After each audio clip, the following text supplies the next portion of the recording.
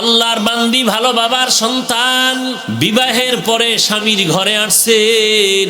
দীর্ঘদিন স্বামীর ঘরে থাকার পর একদিন ডেকে বলেন, ও স্বামী আমার, তুমি আমাকে কি পরিমাণ মোহাব্বত করো। স্বামী ডাক দিয়ে বলে, ও স্ত্রী, এক কথায় জানায় দিলাম, তুমি আমার জীবনের সবকিছু। আল্লাহর বান্দি হিকমত খাটাইয়া বলে, স্বামী আমার, তাহলে দেরি না করে তুমি আমাকে তালাক দিয়ে দাও। স্বামী মাথায় হাত দিয়া বলে, সর্বনাশ। এবার আল্লাহর বান্দি সহ সমাধানের জন্য জামানার পয়গম্বরের দরবারে রওনা হয়ে গেল। স্বামী আর স্ত্রী দুজন যায়। পথি মধ্যে হঠাৎ স্বামী রাস্তায় আছাড় খেয়ে পড়ে হোঁচট খেয়ে তার পা ভেঙে যায়। চিল্লায় কান্না করে, আমাকে বাঁচাও বাঁচাও। চোখের পানি পড়া আর রক্ত প্রবাহিত হওয়া শুরু হয়ে গেল। একটু পা ফেটে গেল। আল্লাহর বান্দি ডেকে বলেন, ও স্বামী আমার, চলো বাড়িতে চলো, পয়গম্বরের দরবারে যাওয়ার কোনো প্রয়োজন নাই। ও প্রাণের স্ত্রী, বলে দাও, কেন তুমি তালাকের আবদার করেছিলে? ও স্বামী আমার, তোমার ঘরে আসার পরে তোমার ঘরে আমি সংসার করতেছিলাম, কোনদিন আজও পর্যন্ত কোনো দুঃখের কোনো নিঃশ্বাস তোমার থেকে পাই নাই। বুঝতে পারলাম তোমার উপরে কোনো মুসিবত নাই। আর যার ঘরে মুসিবত নাই, রসুলের হাদিস বলে, আল্লাহ তারে ভালোবাসেন না। আল্লাহ যারে ভালোবাসেন না, তার উপরে আল্লাহর রহমত নাই। যেই ঘরে আল্লাহ পাকের রহমত নাই, ওই ঘরে আমি আল্লাহর বান্দিও থাকতে চাই না। এরে স্বামী আমার, রাস্তায় পড়ে হোঁচট খেয়ে তোমার পাটা ভেঙে গেল, রক্ত প্রবাহমান হয়ে গেল। তখন তোমার চোখে পানি আসলো আর দুঃখের নিঃশ্বাস। তখন আমি বুঝতে পেরেছি আল্লাহ পাক তোমার উপরে রহমতের নজর দিয়ে তাকাইছেন, মুসিবত দিয়েছেন। যেহেতু আল্লাহ তোমাকে মুসিবত দিয়েছেন, কল্যাণ চেয়েছেন, রহমত চলে আসছে। এখন রহমত আছে, আমিও তোমার ঘরে আছি। আল্লাহ বলেন, ও পয়গম্বর, জানায় দেন, আমি আল্লাহ তাদের পরীক্ষা করব, কোনো বেঈমানের না। মুমিনদের আমি আল্লাহ পরীক্ষা করব, ভয় দিয়া ইমানটারে আমি পরীক্ষা করব। ক্ষুধার মাধ্যমে মাঝে মাঝে খানা পাইবে, মাঝে মাঝে খানা পাইবে না। ওরে বান্দা, খানা পাইয়া কি তুই আল্লাহকে ভুলিয়া যাও? ভালো খানা পায় কি তুই শুকর আদায় করো?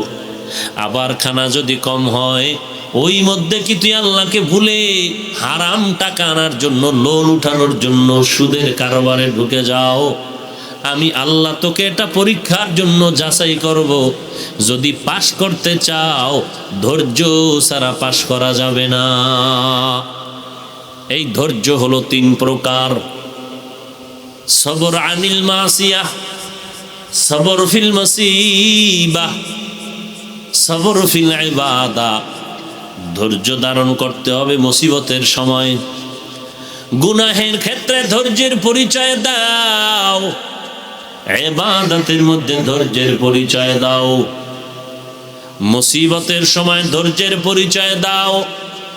সারা দুনিয়ার মধ্যে মুসিবত, আবার ঘরে ঘরে মুসিবত। কারো মা অসুস্থ, কারো সন্তান কান্না করে। আল্লাহ বলেন, এই মুসিবতের সময় ধৈর্য ধারণ করে তাড়াহুড়া করবা না। ধৈর্য ধারণ করে তুমি আল্লাহর স্মরণ করো, যে বিপদ আল্লাহ দিছেন। যদি ধৈর্য ধারণ করে আল্লাহর দিকে ফিরে যাও, আল্লাহ এই মুহূর্তে তোমাকে বিপদ থেকে হেফাজত করবেন। মাইয়ুরিদিল্লাহু বিহি খাইরান ইউসিব মিন। পয়গম্বর বলেন, আল্লাহ যার মঙ্গল চান, তাকে ধৈর্যের পরীক্ষা করেন মুসিবত দিয়া। অতএব মুসিবত আসাটা আল্লাহর পক্ষ থেকে মুমিনের জন্য একটা পরীক্ষা। ধৈর্যের মাধ্যমে তুমি আল্লাহর কাছে কামিয়াবির দরজা খুঁজে নাও। ধৈর্যটা কেমন? সাহাবায়ে কেরামের ধৈর্য, আম্বিয়ায়ে কেরামদের ধৈর্যের মতো ধৈর্য ধারণ করো। ইয়া আইয়ুহাল্লাযীনা আমানু ইসবিরু ওয়া সাবিরু ওয়া রাবিতু ওয়াত্তাকুল্লাহা লাআল্লাকুম তুফলিহুন।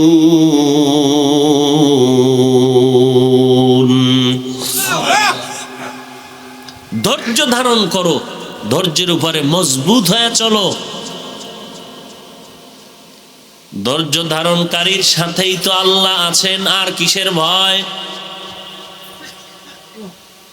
আল্লাহ যদি কারো সাথে থাকেন তার কোনো ভয় নাই, দুনিয়াতেও কোনো চিন্তা নাই, পরকালেও কোনো পেরেশানি নাই।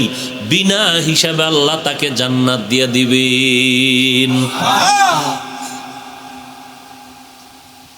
ধৈর্য ধারণ করে আল্লাহর দিকে ফিরে যাও। মুসিবত আসবে পাহাড় পরিমাণ, তখনও স্মরণ করব কাকে? আল্লাহকে। এটা হলো মুসিবতের বেলায় ধৈর্য। আল্লাহ পাকের এক বান্দি, ভালো বাবার সন্তান, বাবাও ভালো, মাও ভালো, সন্তানও ভালো। বাবা নামাজি, মা নামাজি, সন্তান নামাজি। আম গাছে আম হবে, এটাই তো বাস্তবতা। কাটাওয়ালা মান্দার গাছে কোনোদিন আমের আশা করা যাবে না। নামাজি বান্দা বান্দির ঘরেই তো নামাজি সন্তান হবে। মদ পান করনেওয়ালার ঘরে নামাজি বান্দা হবে বলে আশা করা যায় না।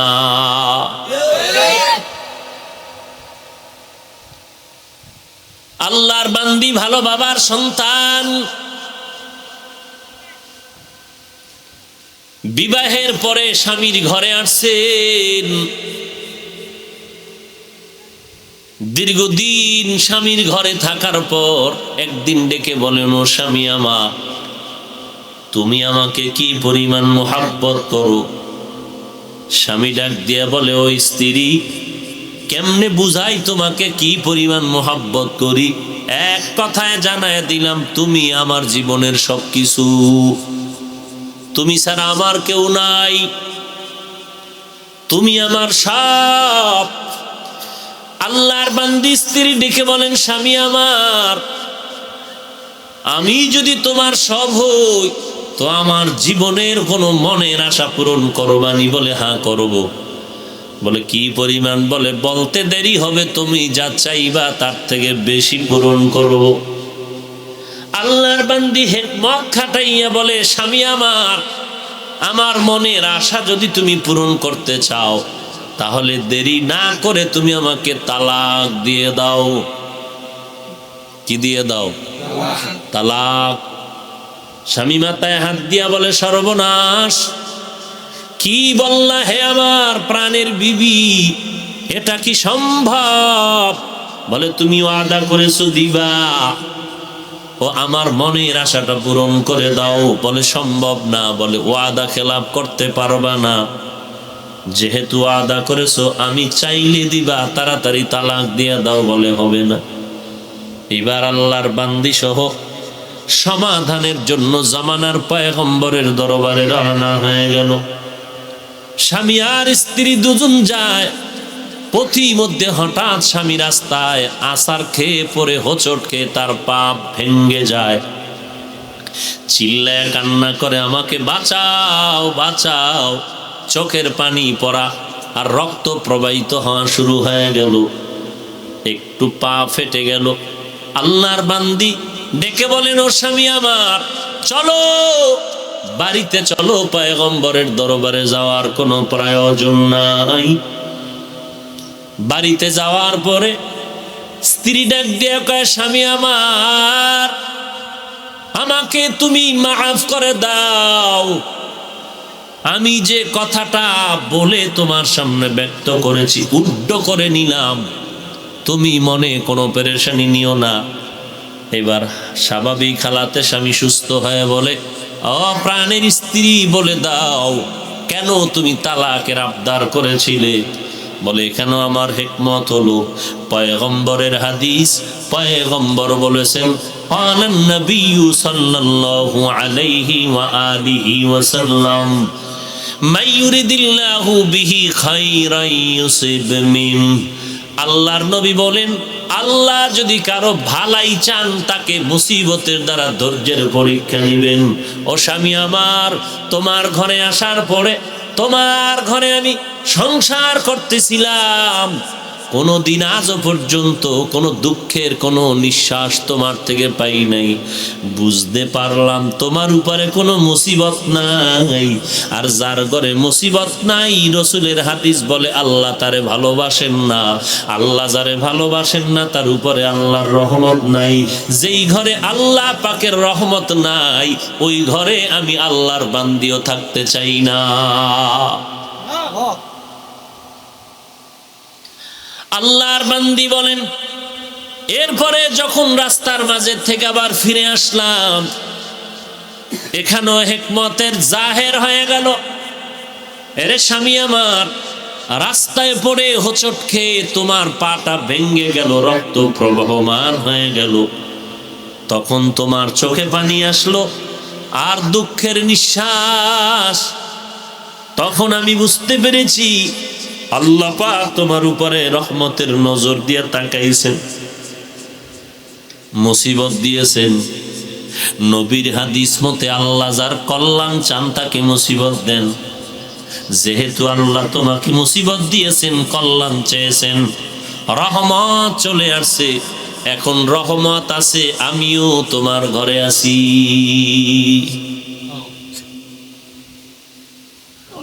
ও যুবক, যারা বিবাহ করেছেন, এমন একজন আল্লাহর বান্দি যদি পাইতেন যে আপনি দোকানদারি করবেন আর আপনার স্ত্রী ঘরে বসে নামাজ পড়ে দোয়া করবে, আল্লাহ আমার স্বামী বাজারে যায়, সারাটা দিন দোকানদারি করে, কত মানুষ দুইটা বকা দেয়, গালাগালি করে, ঝগড়া করিয়া, এরপর বাসায় এসে তো মনটা খারাপ করে না, হাসি মুখে এসে খানা দেয়, বাজার পাঠায় দেয়। ও আল্লাহ, আমার স্বামীর ঋণ আমি আদায় করতে পারবো না, রৌদ্রে পুড়িয়া বৃষ্টিতে ভিজে ভিজে কষ্ট করে করে কামাই রুজি করিয়া খানাগুলো আঙ্গ খাওয়ায়, সে মাঝে মাঝে পাইলে খায়, মাঝে মাঝে খায় না। ও আল্লাহ, স্বামীর ঋণ আদায় করতে পারবো না, মেহেরবানি করে তুমি তার কামাই রুজিতে বরকত বাড়ায়া দাও।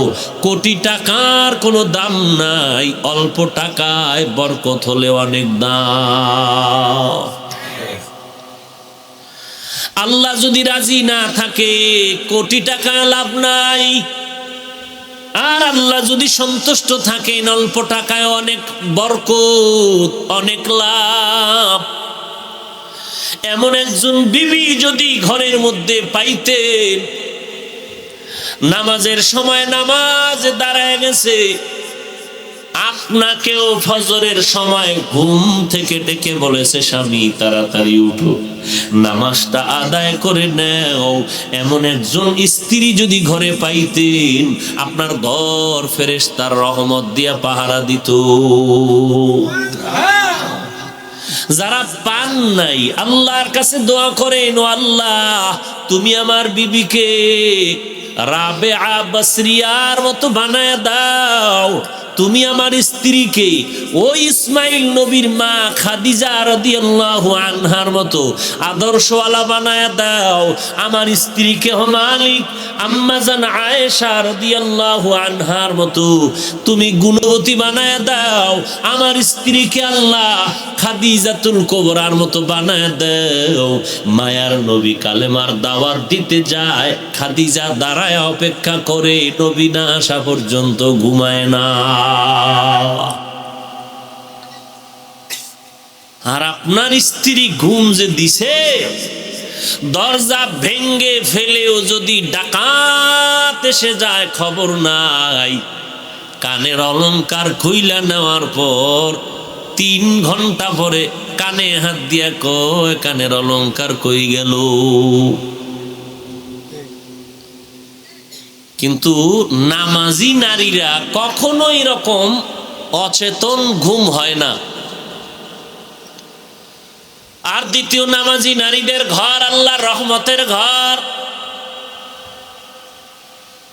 এর নবীর আশিক যারা বিবাহ করেন না, আল্লাহর কাছে বারবার দোয়া করবেন, হে মালিক এমন একজন স্ত্রী তুমি আমার কপালে মিলাইয়া দাও, কিছু পাই আর না পাই, অন্তত যেন আমার স্ত্রীর চরিত্রটা ভালো পাই, কোরআনওয়ালা পাই, ওর মা যেন ভালো পাই। কারণ যেই গাভীর দুধ বেশি হয় ওর বাচ্চাটারও দুধ বেশি হবে। মা যদি ভালো হয় সন্তান ভালো হবে। এরে যুবক, যার হালাতের উপরে সে আছেন আর একজন আর পেট ব্যথায় কান্না করে, আপনি তো বুঝেন না কাঁদে কেন? বলে পেট ব্যথা, কয় পেট ব্যথার জন্য কি এত কাঁদেনি? কিন্তু নিজের যখন হয় তখন টের পাওয়া যায়। ও যুবক ভাই, সেদিনও দুইটা যুবক মাদ্রাসায় আসলো, লোকজন পাশে বসা, কয় হুজুর একটু একান্ত ভাবে কথা বলবো। আমি বললাম কোথার থেকে আসছেন? বলে অমুক জায়গার থেকে। এরপরে কি হালাত? বলে সবার সামনে বলা যাবে না, একটু সুযোগ দেন, একা একা কথা বলবো। আমি বিদেশে থাকতাম, কিছুদিন পর আবার চলে যাব, কুমিল্লা জেলার অমুক থানায় আমার বাড়ি। আমি লোকজনকে একটু বাহিরে রেখে কথা বলতে শুরু করলো। আল্লাহর বান্দা হাউ মাউ করে কান্না, ফ্যামিলি নিয়ে বড় ঝামেলা। এমন বউ বিয়া করছি নিজের আপন মা বাবারে গালাগালি ছাড়া কথা বলে না। মা বাবা বৃদ্ধা হয়ে গেছে, বুড়া হয়ে গেছে। আমরা বাহিরে থাকি, টাকা পাঠাই, মায়ের মুখে 2 লোকমা খানা দেওয়ার কোনো লোক নাই। অথচ বিবাহ করলাম, আমার ভাইও বিবাহ করেছে, একটা কথাও শুনতে রাজি না। কি বিপদ! আমার মা আমার হাত ধরে কান্না করে, বাবা কপালে বুঝি আর শান্তি দেখে যেতে পারবো না। কয় হুজুর মনটা চায় বাহিরে যাওয়ার আগে যদি মা বাবায় মরে যাইতো, জানাজাটা পড়াইয়া দিয়ে যাইতাম, কলিজা ঠান্ডা হইতো। কারণ মা বাবায় যেই পরিমাণ কান্না করেছে দেখিয়া সহ্য করা যায় না রে হুজুর। ফ্যামিলি নিয়ে বড় ঝামেলায় পড়ে আছি। অযুবক, টাকার বাহাদুরি দিয়া কোনো লাভ নাই। একজন ভালো নেককারিনী স্ত্রী যদি ঘরে রাখতে পারো, এটাই তোমার জীবনের শান্তি, না খায়া থাকলেও শান্তি। এরে নবীর উম্মতের দল, আল্লাহর বান্দি, আল্লাহর খাস একজন ইবাদত গুজার বান্দি। এই জন্য দোয়া করা দরকার। আল্লাহ বলেন আমার কাছে চাইতে দেরি পাইতে দেরি হবে না। যারা বিবাহ করেছেন আল্লাহর কাছে দোয়া করেন, হে আল্লাহ নেককারিনী স্ত্রী বানায় দাও। আল্লাহ পাক দিলটাকে ঘুরাইয়া দিতে সময় লাগে না। কত আল্লাহর বান্দা ইসা শুকর আদায় করে আর দোয়া নেয়, বলে হুজুর আমার স্ত্রী জীবনেও নামাজ পড়তো না, এখন আলেম ওলামাদের বয়ান শুনে এক ওয়াক্ত নামাজও বাদ দেয় না। আছে না নাই? তাহলে আপনিও আল্লাহর কাছে বলেন। আল্লাহর বান্দা যুবক সন্তান, জীবনে এমন কোন গুনাহ নাই করে নাই, গুনাহ করে করে পাহাড় সম পরিমাণ গুনাহ করেছে, লজ্জায় মাথা গোজার ঠাই পায় না। আল্লাহর বান্দা চিন্তায় পড়ে গেল, এই গুনার বোঝা নিয়ে কবরে যেতে চাই না, বদনাম, এলাকার সবাই আমাকে খারাপ বলে, দূরের থেকে বরদোয়া করে, না জানি মরিয়া গেলে এলাকার মানুষ খুশি হয়ে যাবে। ও যুবক, একটু চিন্তা কর, রক্তের গরমে অনেক কিছু করতেছো, মনে করতেছো তোর বাহাদুরি বাড়তেছে। ও বাবা, বাংলাদেশের জমিনের মধ্যে তাকায় দেখ, অন্যায় করেছে 1 মাস আগে কিন্তু ধরা তো পড়িয়াই গেল, বাঁচতে তো পারলো না। তুই একজনকে হত্যা করলি, বাঁচতে তো পারলি না, 1 বছর পরে হলো তো তোর ফাঁসির হুকুম এসে গেল। এইগুলো দেখার পরেও কেন অন্যায়গুলো করো, আর একজনের ইজ্জত নষ্ট কেন করো রে বাবা? রক্তের গরম দেখাইয়া বাহাদুরি করিস না। যদি করো এই মুরব্বীদের বরদোয়া নিয়া দুনিয়ায় সম্মান পাবি না, আর ওই অন্ধকার কবরে তোর কবর হবে জাহান্নামের আগুন। আর যদি আল্লাহ না করুন কোনো ছেলে সন্তান দুনিয়াতে রেখে যাও, মানুষের বরদোয়ার লাথি ছাড়া কিছুই পাবে না। সবাই বলবে ওই যে এক চরিত্রহীন ডাকাতের ছেলে। যুবক গুনাহ তো করছেই, হঠাৎ করে দিলটা নরম হয়ে গেছে। হায় হায়, নিজে অপরাধ করছি, মরে যাব, যাক এক ঝামেলা শেষ। কিন্তু আমার ছেলে মেয়ে এই পাপের বোঝা বহন করতে হবে। সবাই বরদোয়া দিবে আর গালাগালি করবে, না এমন পাপের বোঝা নিয়ে আর বাঁচতে চাই না। সন্তানদের ঘাড়ের উপরে পাপের বোঝাও দিতে চাই না। রেডি হয়ে গেল বান্দা তওবা করার জন্য। তওবা কেমনে করবে? মসজিদের ইমাম সাহেবের কাছে গিয়ে পরামর্শ চাইল। ইমাম সাহেব ডেকে বলে, এরে যুবক, যাও, তোমার জীবনের পরিবর্তন যদি চাও, উপরে একটা টুপি আর পাগড়ি আর লেবাস লাগাইলে হবে না। যে আসল জিনিসটা তোমার পরিবর্তন লাগবে, ওই আসল জিনিসের নাম হলো তোমার অন্তর। তোমার কলবটারে ধোলাই করা লাগবে। অন্তর যদি তোমার পরিবর্তন হয়, দিল ভালো হয়ে যাবে, পুরা মানুষটা ভালো হয়ে যাবে। এরে নবীর উম্মতের দল, আল্লাহর নবী এই জন্য বলেন, সাবধান হে মানুষ, আলা ইন্না ফিল জাসাদি মুদগা ইজা সালুহাত সালুহাল জাসাদু কুল্লু ওয়া ইজা ফাসাদাত ফাসাদাল জাসাদু কুল্লু আলা ওয়া হিয়াল কলব। আল্লাহর নবী বলেন, গোশতের টুকরা কলব আছে মানুষের ভেতরে, ওই গোশতের টুকরা যদি ভালো থাকে, পুরা মানুষটাই ভালো থাকবে। পুরা গোশতের টুকরা যদি খারাপ হয়ে যায়, মানুষটা খারাপ হয়ে যায়। যার কিডনি নষ্ট হয়ে যায় দোনোটা, লোকটার কেমন যেন সুন্দর শরীরটা কালো হয়ে যায়, খানার আশা নষ্ট হয়ে যায়, রুচি নষ্ট হয়ে যায়, ধুকে ধুকে ধুকে ধুকে মরণের রাস্তায় পড়ে যায়। আল্লাহর নবী বলেন, এই কলবটারে ভালো কর। আমার নবীর 1 নাম্বার মিশন ছিল মানুষের অন্তরকে গুনাহ থেকে বাঁচায় জান্নাতের দিকে আগায় দেওয়া। এরে নবীর উম্মতের দল, এই কলবটা যেদিন ভালো হয়ে যাবে, ওই দিন পুরা মানুষটাই ভালো হয়ে যাবে। যত বয়ান শোনানো হোক না কেন, কলব যদি পরিষ্কার না হয়, ওই বান্দার কোনো বয়ানে কাজে আসবে না। দিন বদল, দিন বদলের পালা, দিন বদলের স্লোগান দেয়, দিনকে বদলায় দাও। না না, দিন বদলায় দরকার নাই, আগে দিলটারে বদলাও, দিলটাকে পাল্টাও। গুনাহের দিলটারে নেকের দিলের দ্বারা পরিবর্তন করে নাও। অন্তরের মধ্যে নেকের সঞ্চার সৃষ্টি করো, নেক আমলের আগ্রহ বাড়ায় দাও। যখন তুমি নেক আমল করবা, ওরে ভাই, আমরা টুপি পরলাম, দাড়ি রাখলাম, লম্বা জামা পরলাম, মাদ্রাসায় পড়লাম, যদিও বাংলা দুনিয়ার কোনো সার্টিফিকেট নাই, ও ভাই নামাজ পড়ি, পর্দা করি, হালাল খাই। বলো হে যুবক, আমরা আল্লাহর হুকুম নবীর তরিকা মানতে গিয়া আমগো ব্যবসা বন্ধ হয়েছে নাকি?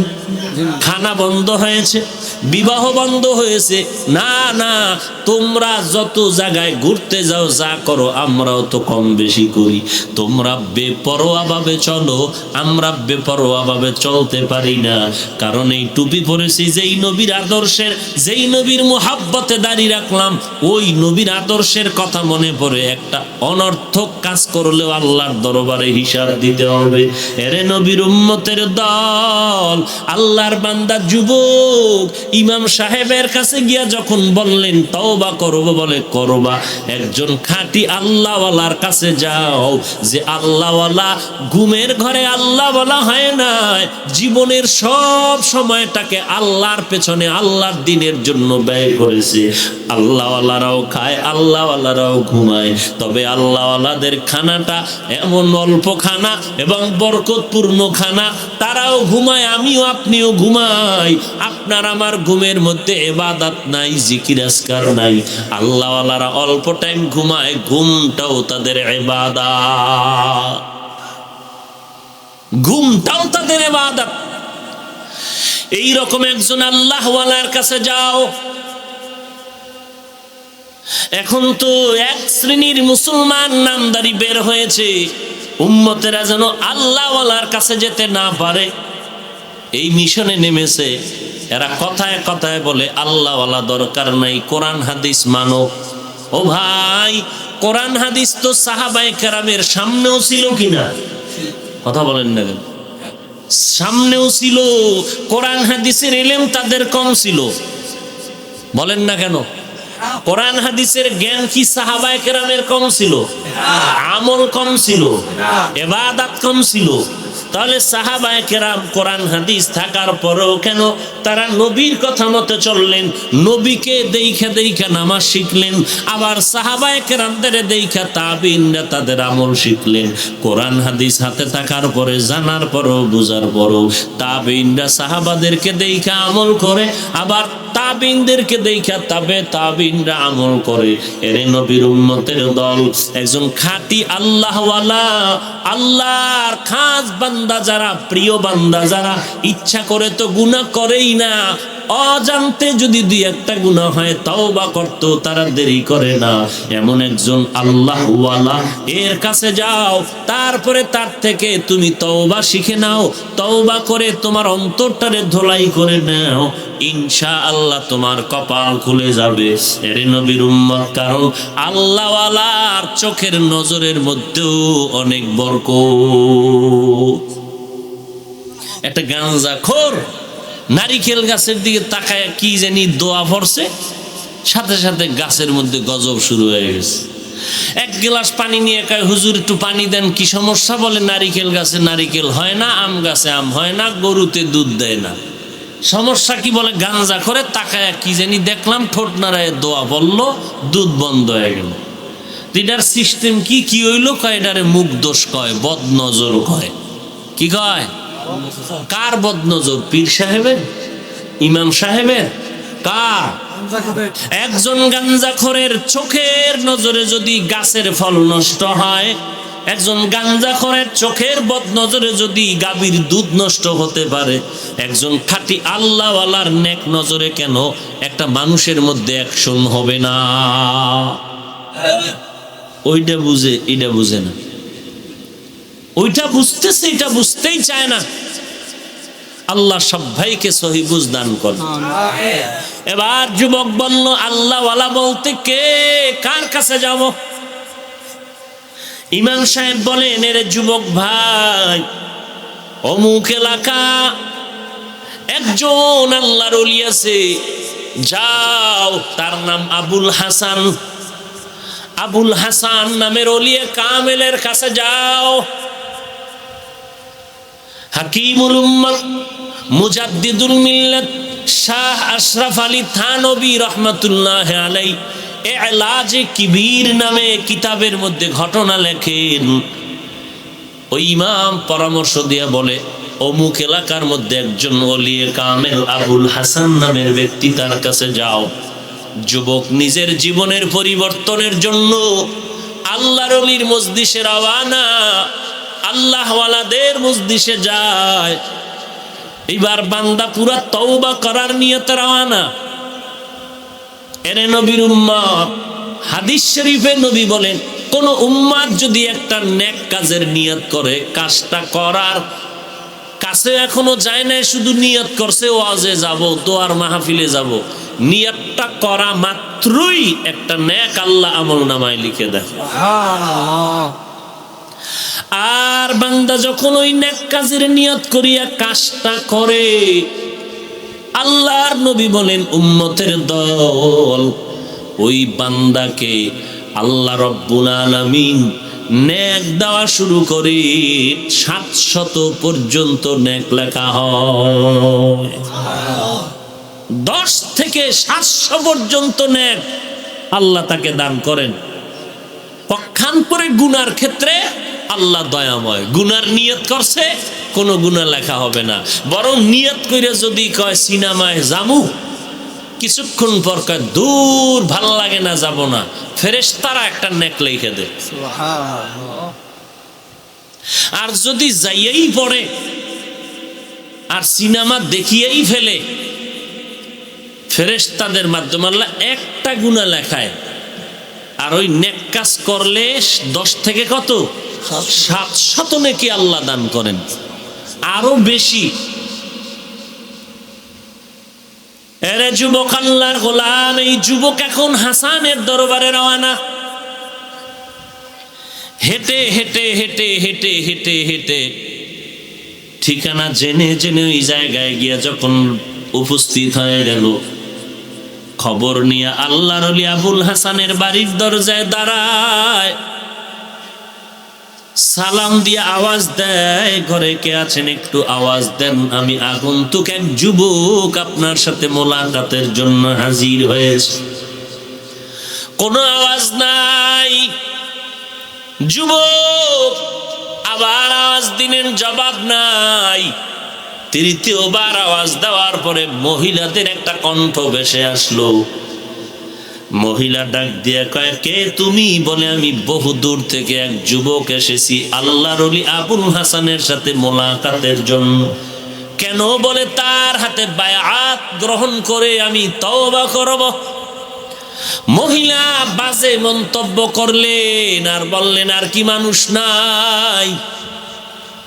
এই বেচারার কাছে কেন আসছো? এই ব্যক্তি থেকে ভেগে যাও, বেশি ভালো মানুষ না। আরো খারাপ কথা বলার পর যুবকের মনে আঘাত লাগলো, কষ্ট হইল, মনের দুঃখ নিয়ে বিদায় নেয়। কিছু দূর যাওয়ার পরে কয়েকজন আল্লাহর বান্দা কয়, দেখা হয়েছে? বলে, হয় নাই। বলে, কেন? বলে, ঘরের মধ্যে নাই। আর তার ঘরের মহিলার ব্যবহার এত খারাপ, আমার মন নষ্ট হয়ে গেছে। লোকেরা বলে, যুবক একটু দাঁড়াও, আবুল হাসানের মতো একজন ভালো আল্লাহওয়ালা হতে পারে না, অন্তত তুমি কিছু করো আর না করো চেহারাটা দেখা যাও। সে একজন ভালো মানুষ, তার চেহারা দেখে যাও। বলে, তারে কই পাই? গরিব মানুষ তো, জঙ্গলে গিয়া কাঠ কেটে বাজারে বিক্রি করে তারপরে সংসার চালায়। এগুলো আল্লাহওয়ালা। হ্যাঁ, আর আমাদের আল্লাহওয়ালা আউযুবিল্লাহ পারে না, বিসমিল্লাহ পারে না, কোরআন পারে না, মুরিদের সামনে দাঁড়ায় 2 রাকাত নামাজের ইমামতি পারে না। মুজাদ্দিদে জামান আসেনি? বিশ্ববরেণ্য অলিকুল শিরোমণি। ও আল্লাহর বান্দা, শুধু তাই না, এই আল্লাহর ওলি দরবার স্বর্ণের মুকুট বানায় রাখছে, বিল্ডিং এর অভাব নাই। কেমন করে বানাইছে? মিডিয়াওয়ালারা কয় মুরিদের টাকা উল্টা পাল্টা করে আত্মসাৎ করেছে। ভাইরা আমার, এদের বেলায় কেউ জবান খুলে না, কিছু কয় না। পীর নিয়ে কথা বললেই চোখে খালি চরমনাই আর উজানি বাজে। দেখতে নারী চলন। কেন? চরমনায়ের কারণে কি হয়? বলে, চরমনায়ের কারণে এই তিতাসের মানুষ সব বিড়ি হয়ে গেছে। চরমনাই উজানি যাওয়ার কারণে মানুষ বেপরদা হয়ে গেল। চরমনাই উজানি যাওয়ার কারণে মানুষ নামাজ বাদ দিয়েছে। তাহলে বিরোধিতা কেন? চরমনাই খারাপ, উজানি খারাপ, এই কথা বলার মানে কি? বরং আমরা তো তাকায় দেখি, যেই লোকটা নামাজ পড়তো না চরমনাই উজানি যাওয়ার পরে নামাজি হয়ে গেল। যেই লোকটা পর্দা করতো না, আল্লাহওয়ালার বয়ান শুনিয়া কান্না করে পর্দা করে, হালাল খায়, বিবি পর্দায় রাখে, গুনার কাজ করে না, গান বাজনা শুনে না। এখন যদি বলে চরমনাই খারাপ, উজানি খারাপ, আমি বলবো ভাইজান আপনার অন্তর বড় খারাপ। এরে নবীর উম্মতের দল, আবুল হাসানের চেহারাটা দেখে যাও। কোথায়? বলে, জঙ্গলে কাঠ কেটে আসবে, রাস্তা দিয়ে দাঁড়াও। যুবক রাস্তায় দাঁড়ায় গেলেন মোলাকাতের জন্য। হঠাৎ করে তাকায় দেখে রাস্তার ওই পার্শ্ব থেকে একটা বাঘের পিঠে পাগড়িওয়ালা বসে আছেন। লাকড়ির বোঝা বাঘের পিঠে, হাতে একটা লাঠি দেখা যায়। যুবক বাঘ দেখা ভয়ে পালাইতে শুরু করলো। আল্লাহর ওলি ইশারা দিয়ে কয়, দাঁড়াও, কোনো ভয় নাই, আশরাফুল মাখলুকাত মানুষ আর বাঘ মানুষের গোলাম। যুবক দাঁড়ায় গেল, আবুল হাসান এসে দাঁড়ায় গেলেন। যুবক তাকায় দেখে হাতের মধ্যে যে লাঠি দেখছি এটা লাঠি না, জঙ্গলের একটা বড় সাপ। আল্লাহর ওলি আবুল হাসান ডাক দিয়া কয়, যুবক কেন আসছো? যুবক ডাক দিয়া কয়, হযরত কেন আসছি পরে বলবো, ঘরের বউয়ের ব্যবহার খারাপ কেন? আসছিলাম বড় আশা করে, মনটা খারাপ হয়ে গেল। আপনি এত বড় ওলি শুনলাম, অথচ স্ত্রী এত খারাপ কেন? আল্লাহর ওলি আবুল হাসান ডাক দিয়ে কয়, এই যুবক, আমার স্ত্রীর ব্যবহার খারাপ তুমি কয় বছর শুনছো? বলে 1 বছরও না। কয় দিন? বলে 1 দিনও না। কয় মিনিট? বলে মাত্র 1 মিনিট। কয় 1 মিনিট শুনিয়েই তোমার মাথা গরম? আর আমি আবুল হাসান 1 দিন আর 2 দিন না, আমার জীবন যৌবনে স্ত্রী নিয়ে শেষ করলাম। এত কিছু শোনার পরও একদিনও মন খারাপ করি নাই, বরদোয়াও করি নাই। আল্লাহর দরবারে চোখের পানি ছেড়ে কান্না করেছি, ও দয়ার মালিক, আমার স্ত্রী আমার জন্য এক বড় পরীক্ষা, তুমি তার ব্যবহার ভালো করে দাও, হেদায়েত দাও। আর আমি আবুল হাসানকে ধৈর্য ধারণের তৌফিক দান করো। আজ আমি আবুল হাসান ধৈর্য ধারণ করার কারণে আল্লাহ ধৈর্যের ফলাফল হিসাবে বাঘ আমার গোলাম বানাইছেন, সাপ হাতের লাঠি বানায় দিয়েছে।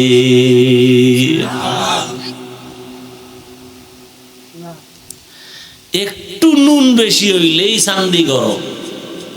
হ্যাঁ, স্বামীও গালি দেয় স্ত্রীকে, সন্তানও মার সাথে গালাগালি করে, অমা রান্না খারাপ হলো কেন, তরকারি এমন কেন, ভাতের প্লেট ফালাইয়া দেয়, খাবো না। আসেনি? মায়ের সাথে কত খারাপ আচরণ করলি রে যুবক, কিন্তু এত খারাপ আচরণ করার পরেও তোর মা তোর সাথে কিন্তু খারাপ আচরণ করে না। মা একটু সামান্য অজান্তে ভুল হইলে তুই মেনে নিতে পারো না, অথচ তুই মায়ের কোলে যেদিন পায়খানা প্রস্রাব করে দিয়েছিলি, মা কিন্তু নাক চেপে তোরে ফালায়া দেয় নাই। আব্বা আর ভাই বোনেরা সব দূরে সরে গেল, আম্মা জান আমার পায়খানা প্রস্রাব নিয়ে আমাকে দোয়াইয়া মুসাইয়া চুমো দিল আর খানা দিল। আম্মা জান কোনোদিন রাগ করিয়া যদি আমাকে একটু তাড়ায় দিতেন, ফালায় দিতেন, আমি আর বাঁচতে পারতাম না।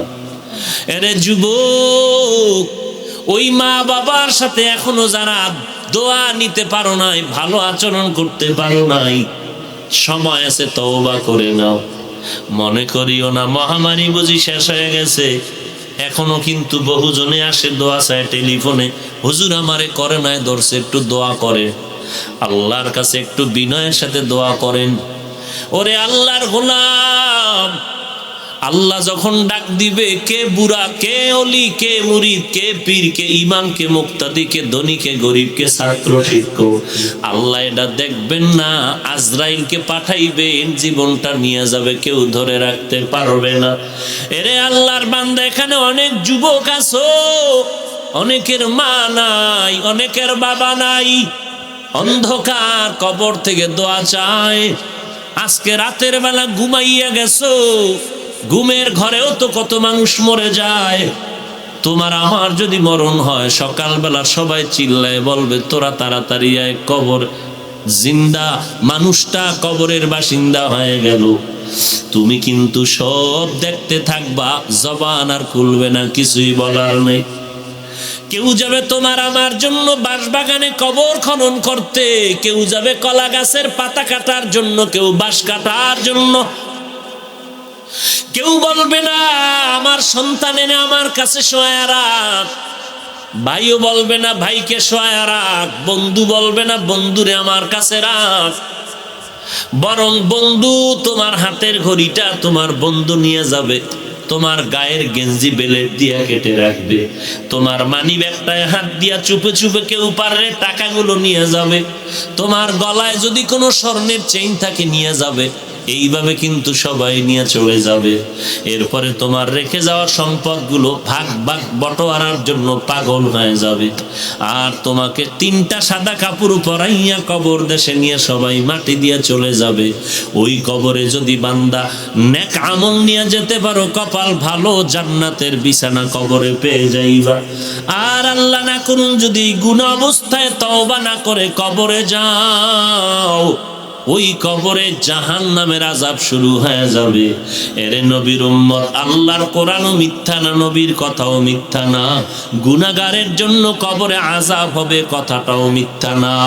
বালিশে মাথা লাগাইয়া চিন্তা করে দেখবা, কোরআন যদি তোমার অন্তর বলে সত্য, গুনাহগারের জন্য মরণের পরে আযাব হবে, কথাও সত্য। যদি এই সত্য কথাই অন্তরে স্বীকার করো, আল্লাহর ওয়াস্তে তওবা করে নিও, গুনাহ নিয়ে কবরে যাইও না। আল্লাহর দরবারে তওবা করো, আর আল্লাহর হক যা নষ্ট করেছো তাড়াতাড়ি তা পূরণ করার চেষ্টা করবা। বান্দার হক, মা বাবার হক, ভাই বোনের হক, প্রতিবেশীর হক, সবগুলো যথাযথ আদায় করবা। একটা কথা দিয়া যার মনে আঘাত দিছো তাড়াতাড়ি ফিরাইয়া নাও। সামনে পাইলে হাতটা বাড়াইয়া মাপ চাও, ও ভাইজান বুঝতে পারি নাই, আমি পেছনে বসে আপনাকে একটা গালি দিয়েছি, আসলে গালিটার কাজ আপনি করেন নাই, আল্লাহ আমার উপরে বেজার হয়ে গেছে, আমাকে আপনি মাফ করে দেন, আমি আপনার এই গালির অপরাধ দিয়ে কবরে যেতে চাই না। এইভাবে এক একজন থেকে ক্ষমা নিয়ে চলো, কখন ডাক আসবে জানা নাই। আল্লাহর দরবারে কান্না করে তওবা করো, আল্লাহর কাছে বলো, হে মালিক তওবাওয়ালা জিন্দেগি দান করো, গুনাহমুক্ত জিন্দেগি দান করো। আয় আল্লাহ বেশি বেশি নেক আমল করার তৌফিক দান করো, আমিন।